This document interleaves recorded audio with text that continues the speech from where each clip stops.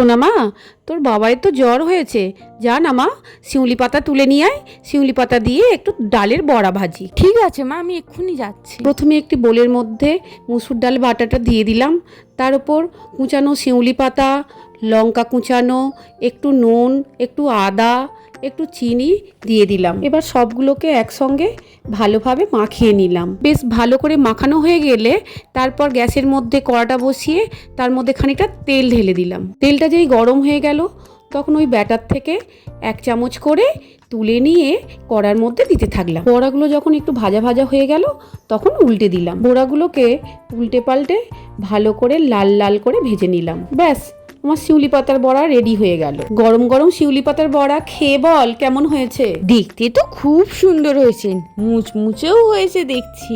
দাঁড়াও দাঁড়াও, খেয়ে দেখি কেমন হয়েছে। খেতে তো অসাধারণ হবে নিশ্চয়ই। দাঁড়াও, ওমা কি সুন্দর হয়েছে গো, মনেই হচ্ছে না শিউলি পাতার বড়া খাচ্ছি। এই যে তোমাদের বলছি, like, comment, follow, subscribe and শেয়ারটা করে দিয়ে যাও। টাটা।